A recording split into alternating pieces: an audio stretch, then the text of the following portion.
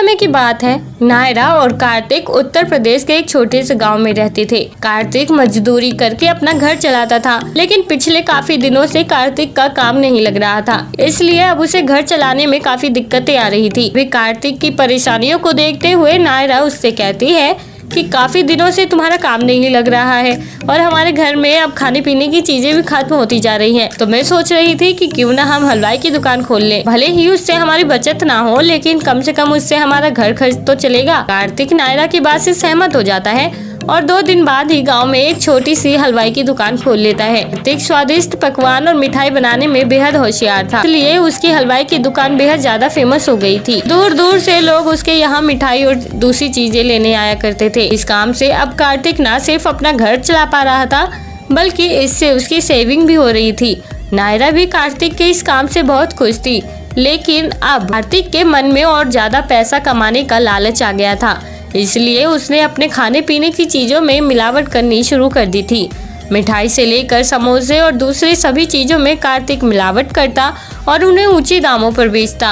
नायरा को कार्तिक का ये काम बिल्कुल भी पसंद नहीं था। उसने कार्तिक को ये सब ना करने की हिदायत भी दी, पर कार्तिक माना ही नहीं। अब ग्राहक भी कार्तिक की चालाकी से वाकिफ हो चुके थे, इसलिए उसकी दुकान में ग्राहकों की संख्या लगातार कम होती जा रही थी। एक दिन में सिर्फ गिने चुने लोग ही उसकी दुकान में आया करते थे। इसी तरह कार्तिक के पास सेविंग तो क्या, अब घर खर्च के लिए भी पैसे कम पड़ने लगे थे।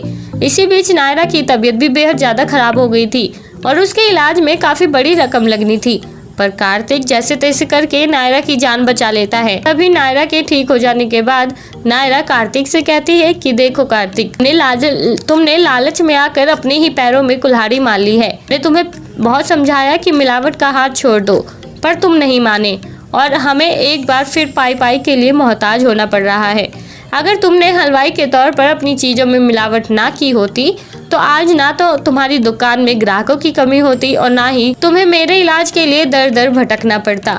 नायरा की ये बातें सुनकर कार्तिक को अपनी गलती का एहसास होता है और वो अपनी गलती मानते हुए नायरा से कहता है कि मैं तुमसे वादा करता हूँ, आज के बाद मैं कभी भी लालच में आकर दुकान में मिलावटी जैसा कोई रास्ता नहीं अपनाऊंगा और ग्राहकों को खुश करने के लिए उन्हें और भी ज्यादा अच्छी चीजें प्रोवाइड करवाऊंगा। अगले दिन कार्तिक एक बार फिर अपनी हलवाई की दुकान में जाता है और चीजों में मिलावट करना बंद कर देता है और इसी तरह उसकी दुकान में ग्राहकों की संख्या बढ़ने लगती है। तो दोस्तों, क्या कहना चाहेंगे आप मिलावटी हलवाई की इस कहानी के बारे में? आप हमें कमेंट बॉक्स में कमेंट करके जरूर बताएं और साथ ही ऐसी और रोमांचक कहानियां सुनने के लिए आप हमारे चैनल को सब्सक्राइब करना ना भूलें।